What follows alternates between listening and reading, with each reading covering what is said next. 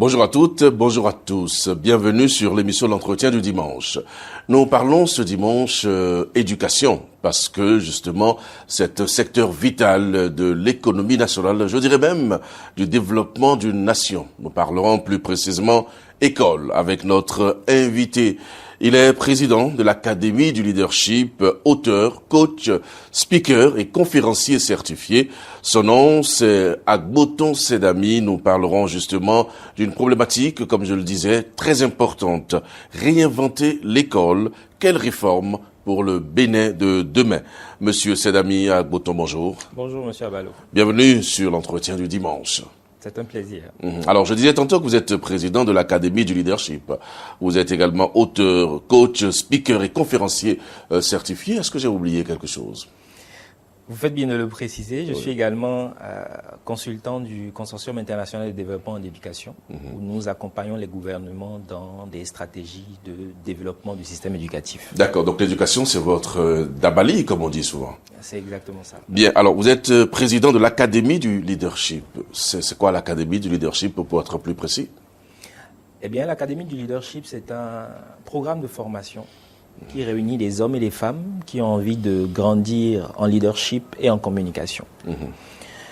Et donc l'Académie se réunit 2 fois par an, d'avril à juin et d'octobre à décembre.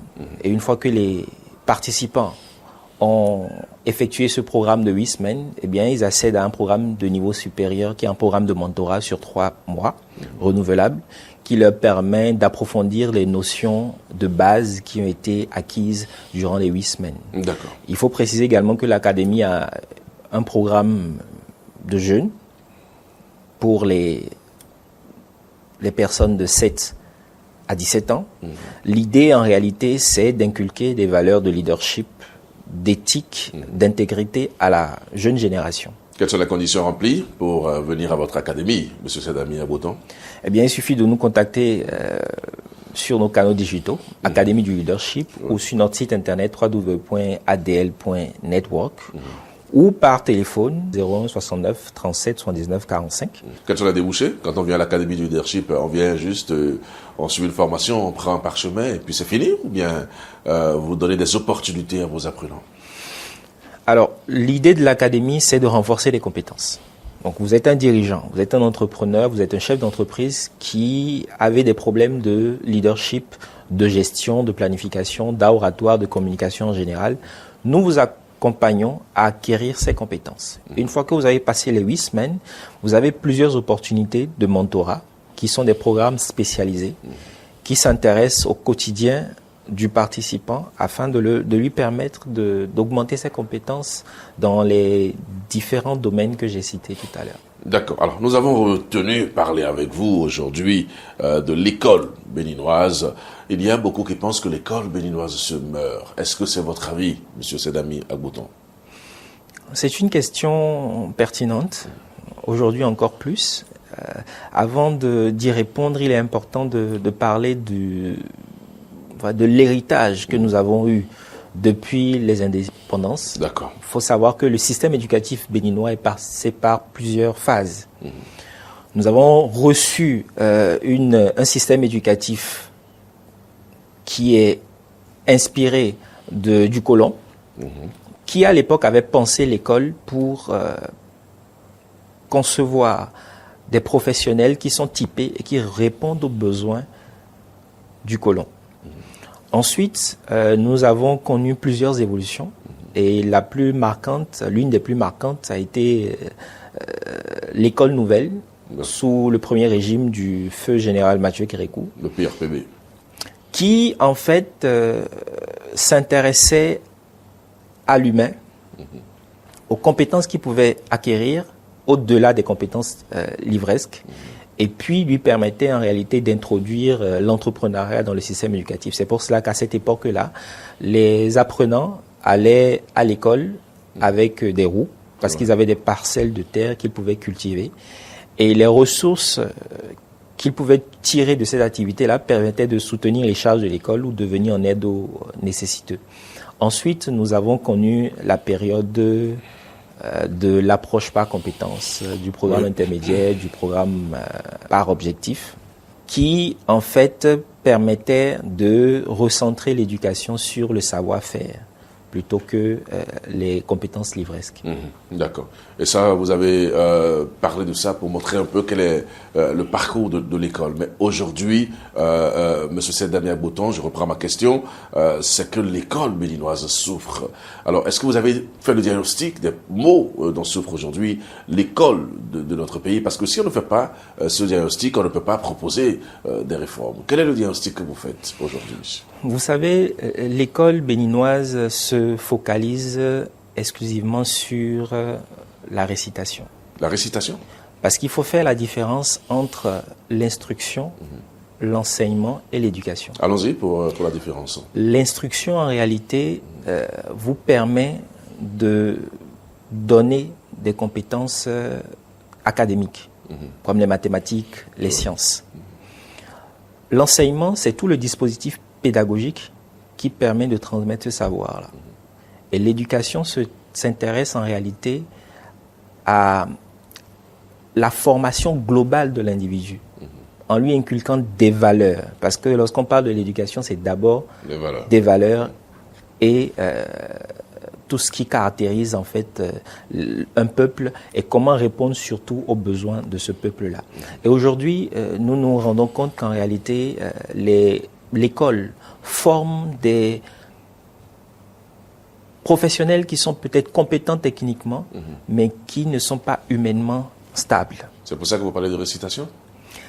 C'est pour ça que je parle de récitation, parce qu'en réalité, l'école se focalise sur le fait que l'apprenant doit apprendre, valider les matières et puis passer en classe supérieure. Une fois qu'il sort, personne ne lui apprend comment s'orienter dans la société, comment vivre, quelles sont les valeurs de partage, d'égalité, de cohésion sociale qu'il doit entretenir pour progresser dans son environnement. Mais on voit quand même que à chaque examen, chaque année, il y a des séances d'orientation qu'on organise à l'intention des apprenants. Ça, vous voulez dire que c'est pas utile ou bien ça vient trop tard, ça? Vous savez, si vous allez à l'université, par exemple, que vous allez dans une filière comme la géographie ou les sciences juridiques, vous allez voir en première année, en deuxième année, près de 8000 étudiants. Qu'est-ce qu'on en fait quand ils sortent de l'école? Qu'est-ce qui est prévu pour? Donc vous avez des personnes qui sont formées, qui sont, on va dire, qui sont, après leur formation, livrées à la société, mais il n'y a pas de dispositif en réalité pour les réintégrer professionnellement dans les entreprises ou dans les administrations. Qu'est-ce qu'on aurait dû faire? Je pense que l'éducation devait, plutôt que d'être centrée sur la récitation, les compétences livresques, devait introduire la pratique dans le dispositif scolaire. La pratique de quoi, concrètement? Vous savez, imaginez une école où les apprenants des filières littéraires pourraient participer dès le collège à des séances d'immersion en entreprise ou dans des sociétés. Ainsi, les apprenants des filières littéraires pourraient servir dans des bibliothèques ou dans des maisons de journaux. Ceux des filières scientifiques pourraient, dès le collège, commencer à servir dans des laboratoires ou dans des centres techniques spécialisés. Et puis, les élèves des filières scientifiques pourraient servir dans des industries afin d'apprendre, d'acquérir des compétences qui leur permettraient, lorsqu'ils auraient compris ce à quoi ils sont destinés sur Terre, de pouvoir choisir des métiers qui correspondent à leur capacité de base. Vous êtes sûr que ça ne se fait pas déjà? Vous êtes sûr que dans le système éducatif béninois, à l'école notamment, il n'y a pas encore cette opportunité? Parce que j'entends beaucoup d'annonces et je vois également qu'il y a des écoles qui proposent ce que vous dites là. Vous savez, peut-être à l'université, parce que je parle de l'école de base. Oui. Nous avons, à une époque connue, avec l'évolution du système éducatif, le modèle APC, approche par compétence, Par compétence, oui. Qui voulait que l'apprenant comprenne les choses et les fasse par lui-même, plutôt que de rester dans un contexte où c'était le maître qui savait tout et qui dispensait le savoir. Mais cette approche n'a pas pris en compte les réalités psycho-cognitives des apprenants.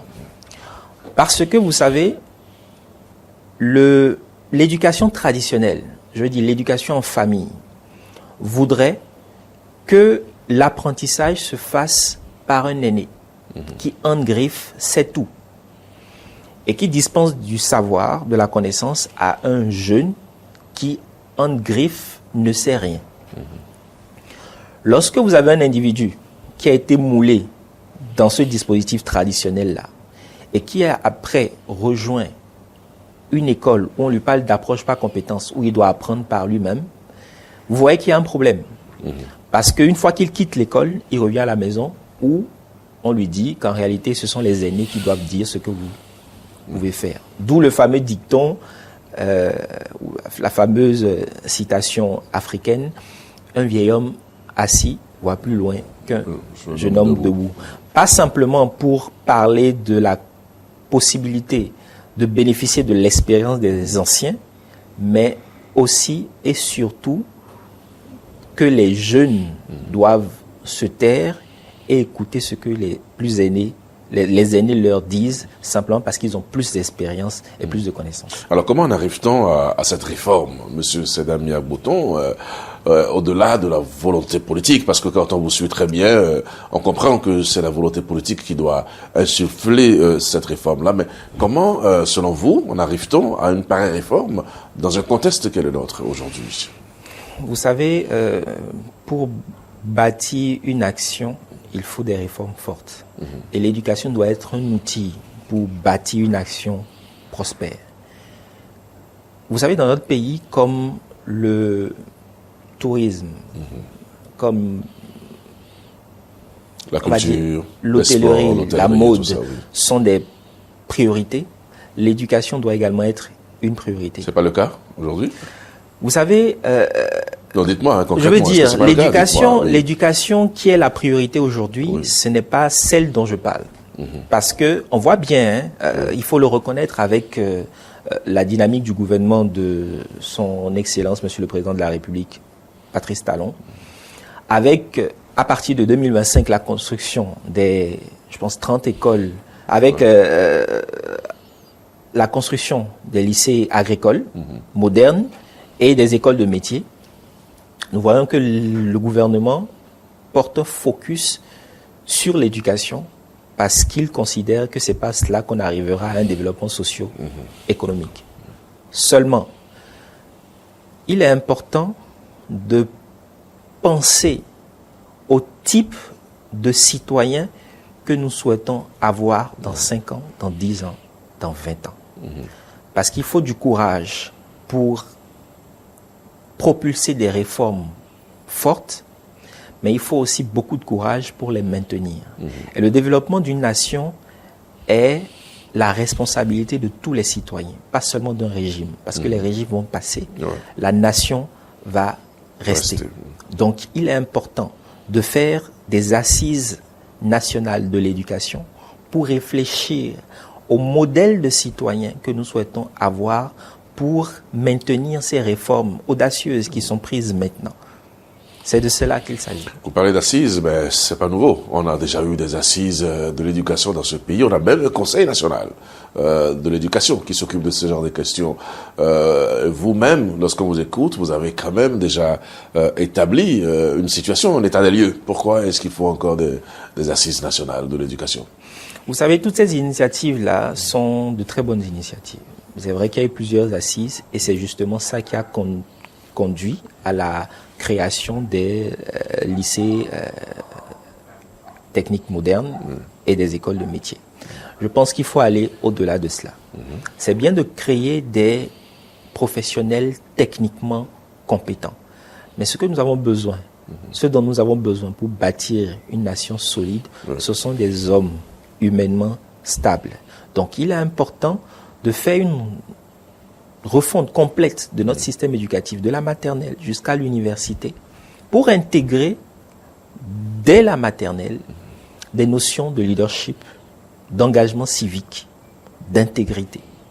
Parce que c'est à partir de cela que nous allons, partir de cette fondation, que nous allons construire l'école secondaire, l'école universitaire et les écoles de métier. Donc vous voulez dire qu'il faut ramener l'éducation civique à la base, à la maternelle? Bien sûr, parce que, vous savez, les pays les plus développés, ceux qui ont des résultats palpables sur le plan de l'éducation, ce sont des écoles, ce sont des systèmes, ce sont des États qui ont inculqué dans leur éducation des réformes audacieuses qui emmènent l'apprenant à avoir déjà l'amour de la patrie.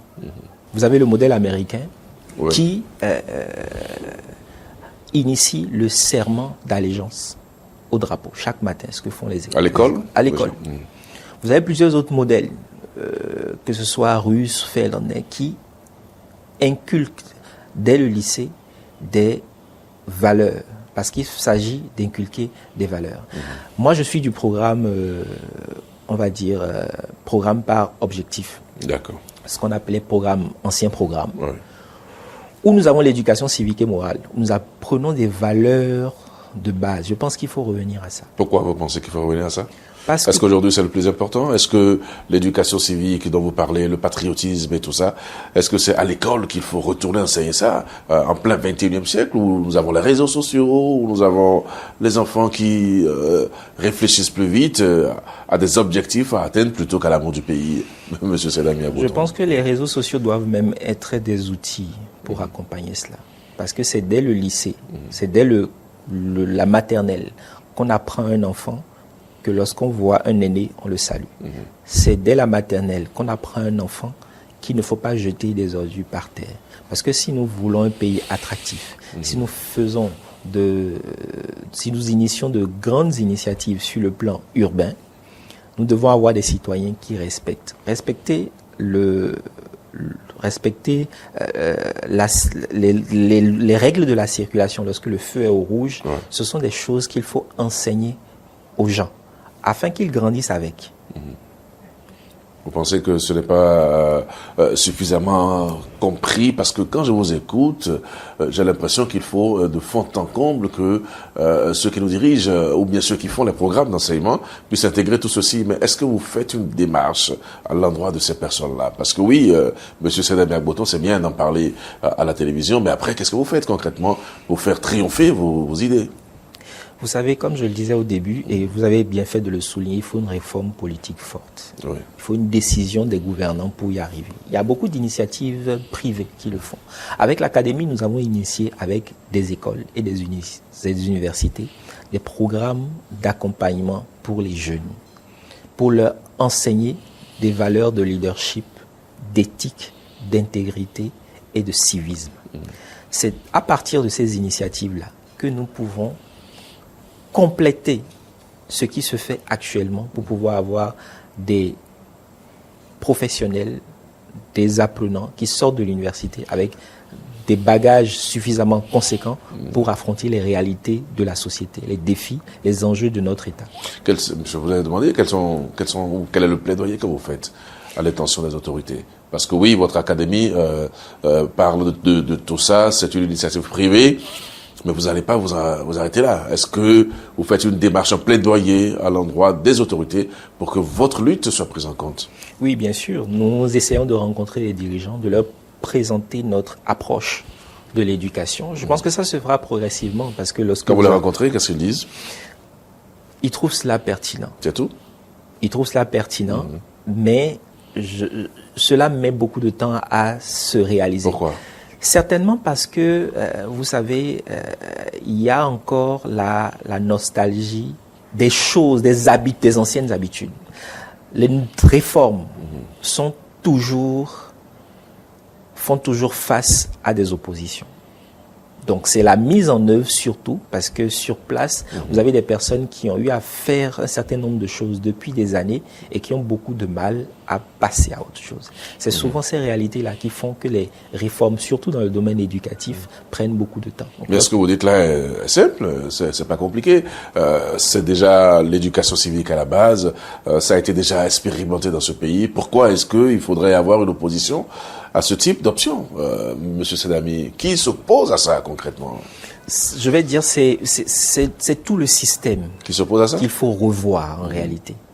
Parce que vous avez beau concevoir quelque chose, si les hommes qui doivent l'exécuter, l'implémenter, ne sont pas en accord avec cette vision, vous allez rencontrer beaucoup d'opposition, de difficultés. L'idée, c'est de faire comprendre à tous les acteurs du système éducatif que nous gagnerons à intégrer un dispositif fort dans notre éducation. Pourquoi ne pas, par exemple,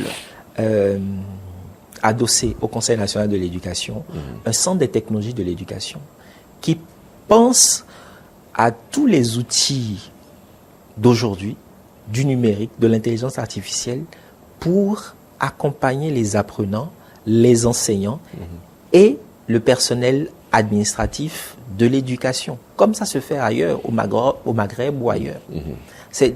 Ce sont des propositions concrètes. Voilà. Maintenant, après, la mise en œuvre est forcément difficile parce que, à mon avis, nous n'avons pas un focus sur le secteur de l'éducation comme nous l'avons dans d'autres domaines comme la culture, l'hôtellerie, le tourisme, etc. Vous avez consigné vos propositions dans un document que vous avez adressé à nos autorités? Alors, pas encore adressé à un document officiel, mais nous travaillons à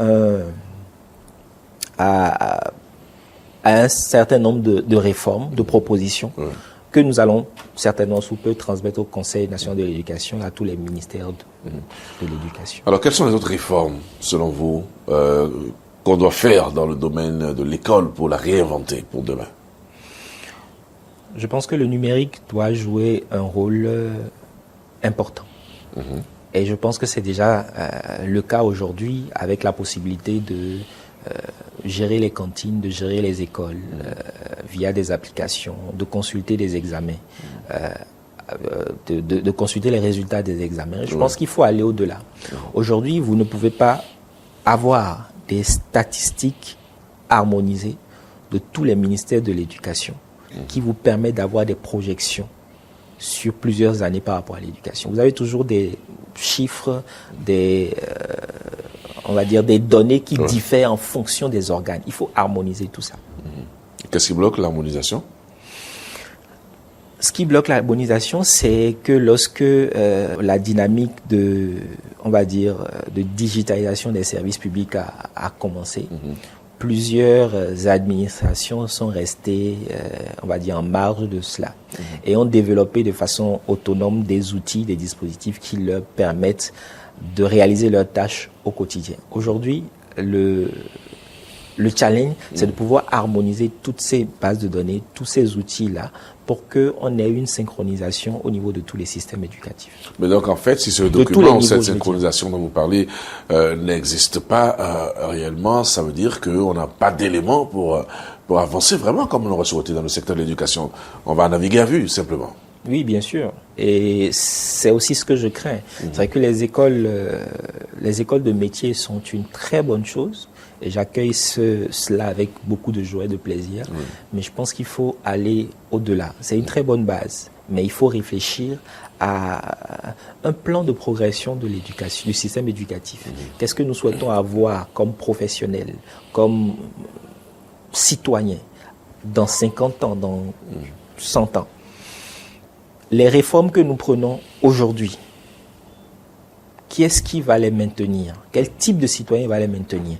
Est-ce que ce sont les étrangers? Est-ce que ce sont les talents qui sont partis parce qu'ils n'avaient pas d'opportunité ici? Est-ce que ce sont des jeunes qui n'ont pas été bien orientés, qui ont choisi des métiers dans lesquels il n'y avait pas d'avenir et qui se sont peut-être égarés dans des pratiques que nous connaissons, cybercriminalité et bien d'autres. D'accord. Réformer l'école, Monsieur Sedamia Boton, pour certains, c'est aussi l'enseignement des langues. Est-ce que vous en parlez? Est-ce que vous avez consigné ça quelque part? Est-ce que vous pensez que c'est un paramètre important dans l'école de demain? Oui, bien sûr. C'est un paramètre important parce que lorsqu'on parle d'éducation, je le disais tout à l'heure, on parle de valeurs. Et j'accueille avec beaucoup de joie toutes les initiatives privées qui permettent d'intégrer des langues locales dans l'éducation en réalité. Mais je pense que il y a eu plusieurs blocages lorsqu'il a fallu, toujours des blocages. Oui, bien sûr, parce que nous avons plus de 54 langues, je pense, au Bénin. Il y a une assise qui a permis d'en retenir 7, mais je pense qu'à un moment donné, il faut taper du poing sur la table et imposer quelque chose. Parce que nous savons tous, de façon géostratégique et géopolitique, qu'il y a des langues dominantes. Il faut en choisir une, 2 ou 3 et puis l'imposer à tout le monde. Comme ça a été le cas au Sénégal sous le président Wade. On a imposé le Wolof. Aujourd'hui, quand on dit Wolof, on pense au Sénégal. Mais le Wolof n'est pas le seul dialecte qui existe au Sénégal et dans d'autres pays. Donc vous préconisez un passage en force? Bien sûr. Bien sûr, sinon on ne va jamais s'en sortir. On en a retenu 7. Mais quand est-ce qu'on retient 2, 3? Parce que si on souhaite satisfaire tout le monde, on ne va jamais y arriver. On va tourner en rond et on ne va jamais évoluer. D'accord. Et quelle place pour les langues étrangères dans le système éducatif? Aujourd'hui, beaucoup de personnes inscrivent leurs enfants dans des systèmes anglophones. Parce qu'on ne le dira jamais assez, l'anglais est la première langue au monde.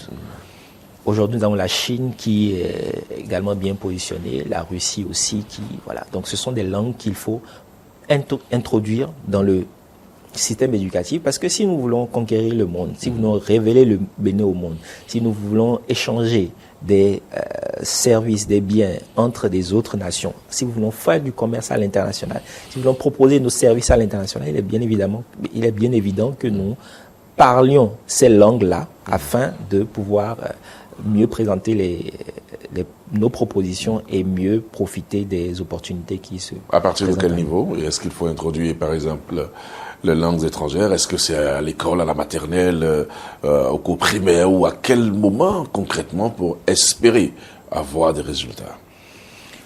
À partir de l'école de base. Vous savez, même dans certaines garderies, vous avez des programmes anglophones, déjà à la garderie.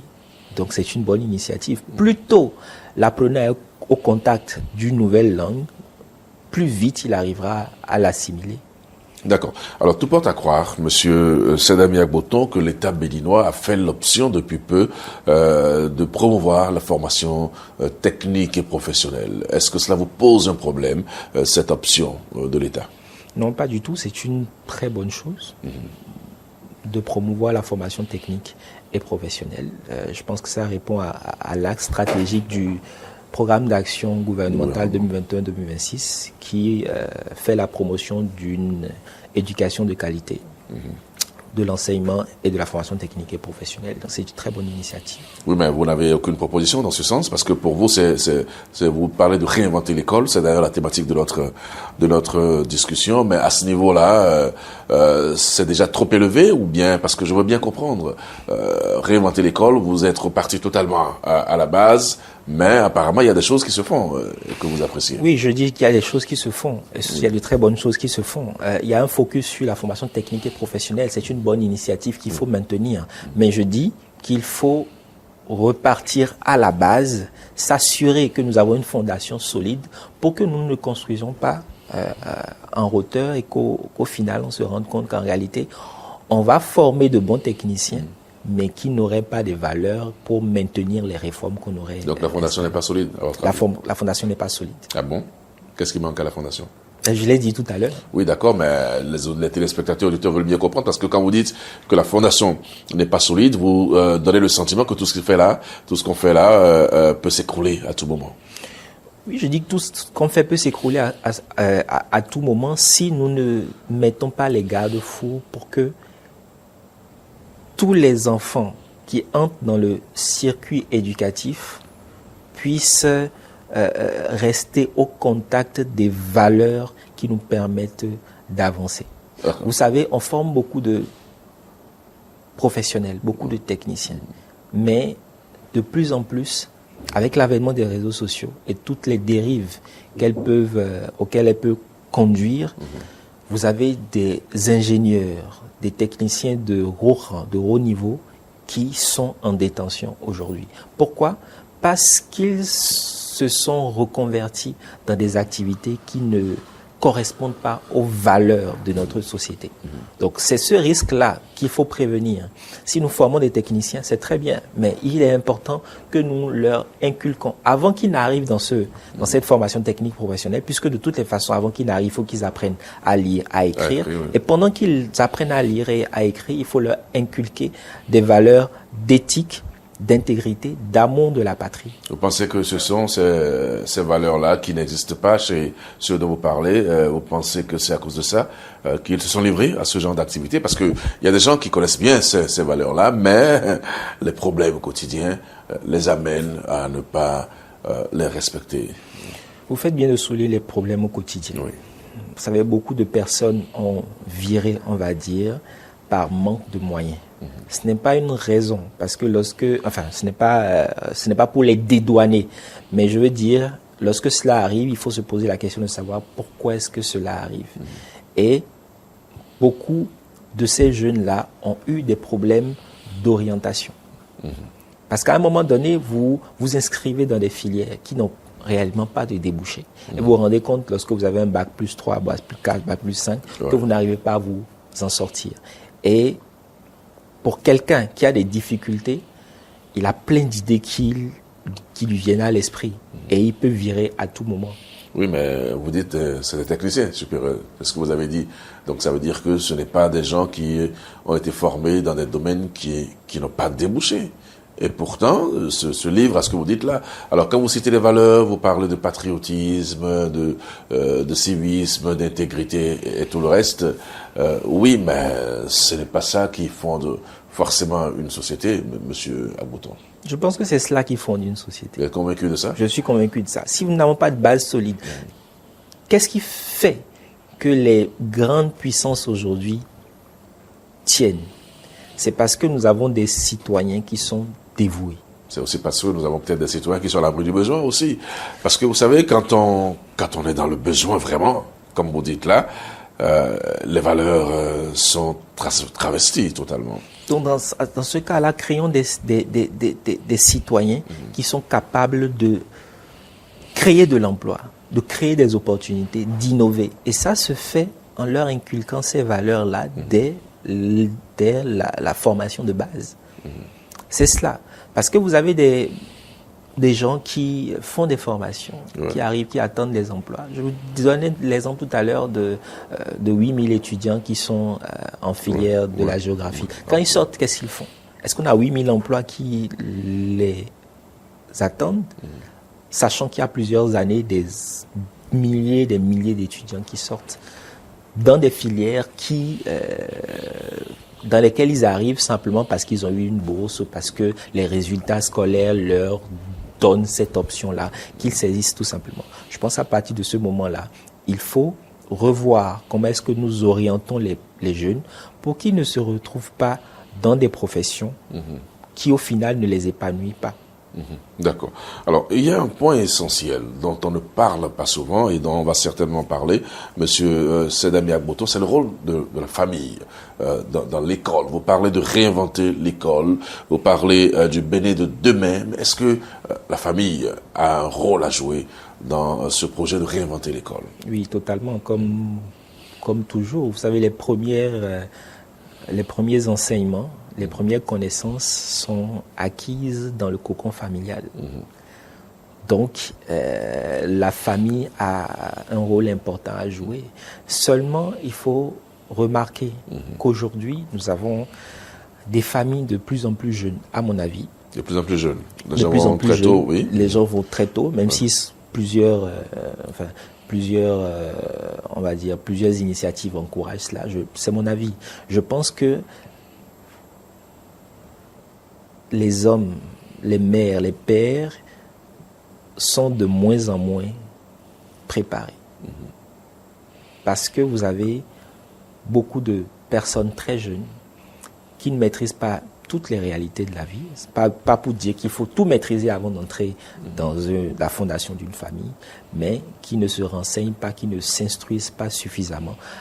Parce qu'on ne donne que ce qu'on a, finalement. Ce qu'on reçoit aussi. Donc, si vous n'avez pas des familles dont les individus sont humainement stables, deux individus qui sont humainement stables, qui font une famille, vous imaginez bien ce que ça peut donner. Donc je pense que tout cela fait partie de l'éducation en réalité. Ouais. Parce que si nous enseignons dès les premières années aux enfants le sens de la famille, le sens de la responsabilité, nous avons plus de chances d'avoir des adultes qui sont responsables. Est-ce qu'on peut penser que la famille peut remplacer l'école sous ce prisme-là, dans le secteur-là? Est-ce que la famille, qu'elle soit monoparentale ou pas, qu'elle soit, je veux dire, stable ou pas, est-ce qu'elle peut remplacer l'école dans l'enseignement du patriotisme, du civisme et tout ça?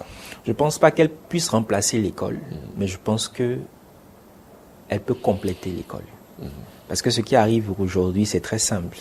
Le dispositif éducatif a, à mon avis, laissé l'éducation à la famille. Qui s'attend à ce que le dispositif éducatif fasse son travail? Et donc, vous avez une fuite de responsabilité de ces deux entités-là. Et qui récupère l'enfant, l'éducation de l'enfant? Au final, c'est la rue, ce sont les réseaux sociaux. D'accord. Alors, il y a quand même aussi un point, non moins important, c'est le programme d'enseignement. Quand vous parlez de réinventer l'école, quand vous parlez justement de l'école de demain, il faut parler des programmes qui sont enseignés à l'école, à l'étape actuelle des programmes scolaires. Monsieur Sedami Agbouton, est-ce que vous pensez que l'État a fait les bonnes options? Je pense qu'il y a encore beaucoup de travail à faire. À quel niveau? Vous savez, plutôt que d'enseigner à nos enfants les détails de l'anatomie du criquet ou du cycle de vie du moustique, apprenons-leur comment gérer les finances, comment utiliser le numérique, les réseaux sociaux pour créer des opportunités, comment gérer une production agricole. Dans certains pays, dans certaines écoles rurales, les enfants apprennent les mathématiques en mesurant des champs ou en calculant des rendements agricoles. C'est cela qu'il faut introduire. Donc la façon dont on enseigne les mathématiques ici, il faut arrêter ça, c'est ça? Les racines de carré, de ci ou de ça, qui après dans la vie active ne servent à rien du tout, c'est de ça qu'il s'agit? Vous venez de dire que dans la vie active, oui, bien sûr, parce qu'on a des programmes où on enseigne comment factoriser, multiplier, et tout ça, et puis après, quand on se retrouve dans la vie active, que dalle, ça ne sert vraiment à rien. Je pense qu'il faut comprendre que cela est utile pour comprendre la logique. D'accord. Et la logique, l'esprit critique peut vous permettre, ou vous permet dans la vie active d'opérer, de faire des choix, d'innover. Mais il faut aller au-delà des connaissances livresques. Plutôt que de se focaliser sur le fait pour les apprenants de valider des notes et de passer en classe supérieure, il faut introduire des stages pratiques pour que, en plus de ces connaissances, on va dire théoriques, les enfants puissent toucher du doigt des choses pratiques qui leur permettent de se projeter, découvrir leurs talents, et puis nous allons avoir de plus en plus de diplômés qui savent ce qu'ils ont envie de faire pour eux-mêmes et pour leur nation. Mais pourquoi vous pensez qu'on doit pas enseigner le cycle de vie d'un moustique? C'est important. Ou l'anatomie du criquet? En quoi ça vous dérange qu'on enseigne ça aux enfants? Alors, à quand remonte la dernière fois au cours d'une discussion, vous avez dit à quelqu'un, savais-tu que les criquets avaient les pattes articulées pour mieux bondir? Mais au moins c'est bon de savoir quand même. Oui, c'est bon de savoir, mais je veux dire, en quoi cela vous sert dans la gestion de votre organisation aujourd'hui? Pourtant, on nous l'a appris avec un sérieux militaire, comme si notre existence dépendait de la connaissance de l'anatomie du criquet. C'est bon à savoir. Mais est-ce que cela permet de bâtir une nation? Ce n'est pas les criquets, les moustiques qui vont nous permettre d'avoir un Bénin révélé. Ce sont des valeurs. Ce sont des réformes audacieuses, fortes, qui se focalisent sur le respect de la patrie, qui se focalisent sur l'innovation et le développement des valeurs humaines. C'est à partir de cela que nous allons construire et bâtir une nation solide. Est-ce que vous voulez dire que ce n'est pas la peine non plus qu'on nous enseigne la Seconde Guerre mondiale, Hitler et tout le reste, où vous n'allez pas nous dire que ça ne nous permet pas non plus de construire une nation prospère ou un Bénin révélé? C'est bien de connaître l'histoire des autres. C'est bien de connaître l'histoire des autres, mais est-ce que en quoi est-ce que savoir que Christophe Colomb a découvert l'Amérique nous permet de révéler le Bénin? Oui, mais au moins...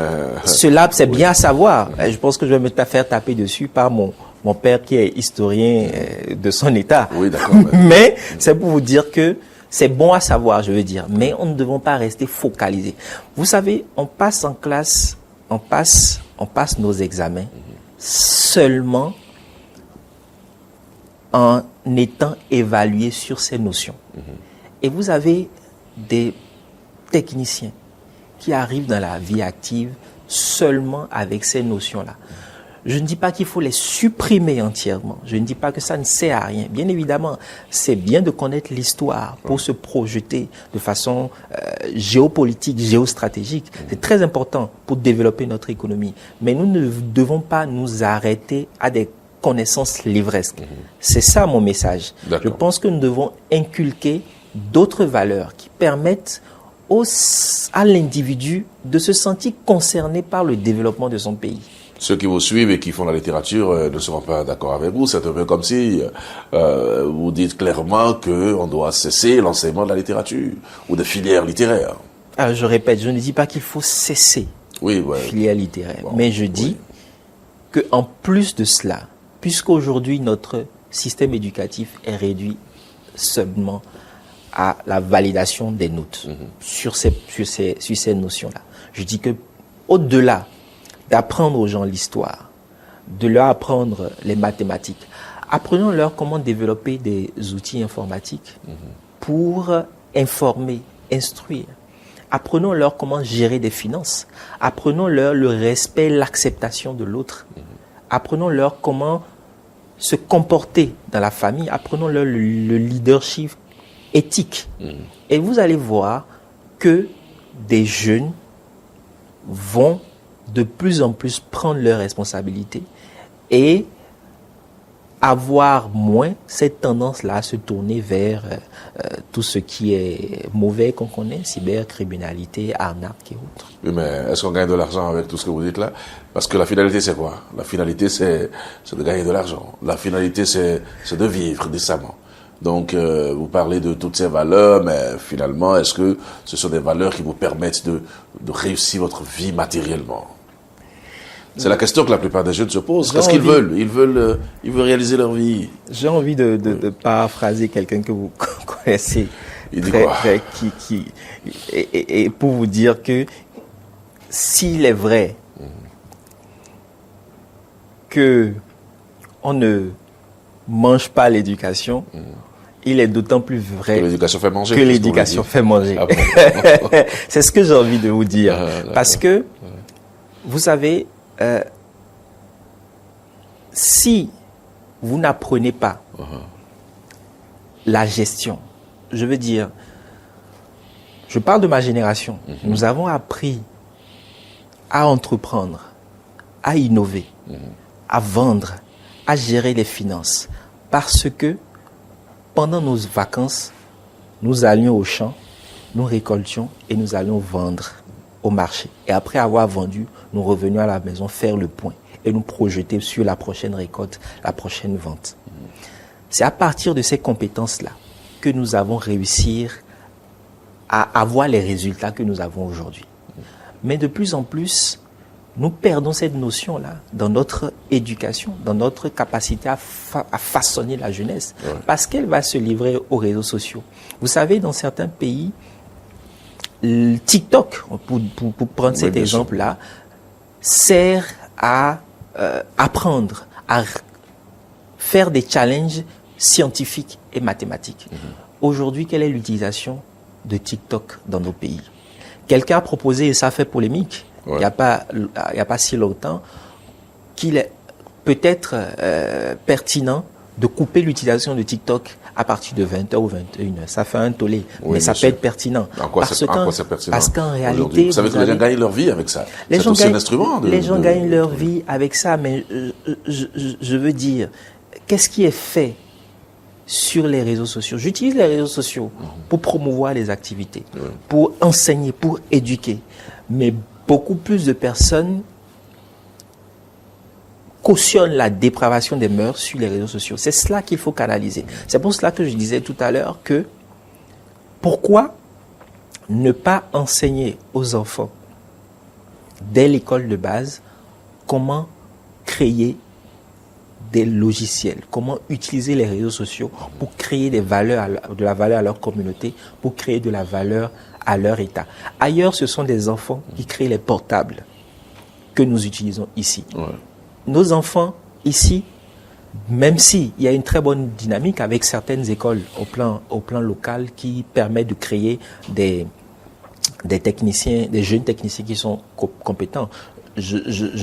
L'école de laquelle je viens, je vais dire ça comme ça, où j'ai eu mes diplômes, pour ne pas la citer, a terminé dernièrement meilleure école sur le plan de la robotique, parce que les enfants arrivent à concevoir des robots qui peuvent permettre de nettoyer l'environnement et autres. Oui. Mais il faut que cela soit un focus, pas seulement à l'université, mais déjà au niveau de l'école de base. Ainsi, les enfants comprendront quelle utilisation ils doivent faire de ces réseaux sociaux-là, plutôt que de se laisser aux choses qu'on connaît.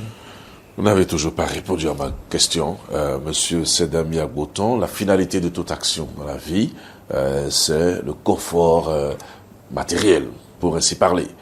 C'est qu'est-ce que je fais pour gagner de l'argent, ici maintenant, dans une vie qui semble être précaire, où on voit aujourd'hui, on ne voit pas demain.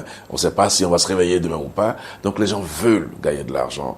Et pour ça, il se faut pas mal de toutes les valeurs dont vous parlez. Comment on règle ce problème dans la société qui est la nôtre? Alors, comment gagner de l'argent?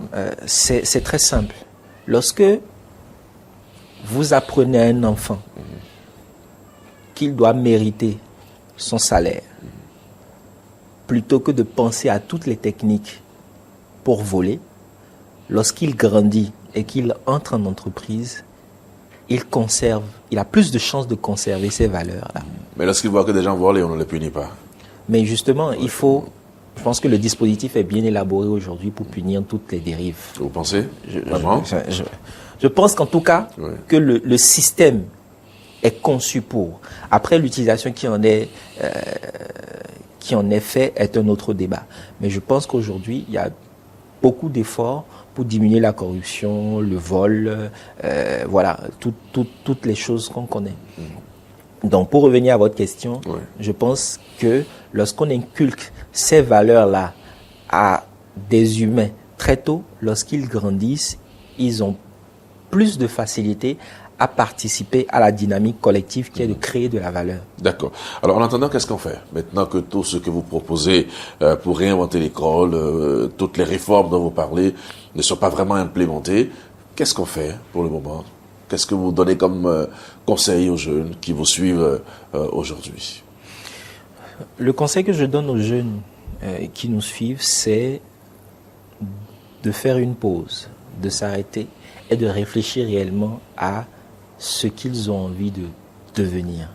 Et de garder à l'esprit que sur les réseaux sociaux, beaucoup de modèles de réussite que nous voyons sont des rôles que des gens jouent. De dire que c'est faux, ce que nous La voyons. seule chose qui tombe du ciel sans qu'on ait à payer, c'est la pluie. La pluie. Ah bon, donc tout ce que nous voyons, les, comment on appelle, les stories de gens qui ont traversé des étapes et qui ont réussi, on voit quand même des choses édifiantes sur les réseaux sociaux. Il faut le prendre avec beaucoup de prudence, parce que tout ce qui brille n'est pas de l'or, comme on le dit. Est-ce que ce n'est pas que des mots, ça? Ce ne sont pas que des mots, parce que le constat est palpable. Vous avez beaucoup de personnes qui font des stories, qui qui publient des choses dans des endroits luxueux, mais qui en réalité, à la fin de la journée, ne peuvent pas avoir un parcours et des résultats qui sont prouvés. Ce que je veux dire, c'est que la jeunesse ne doit pas rester focalisée sur ce qu'elle voit.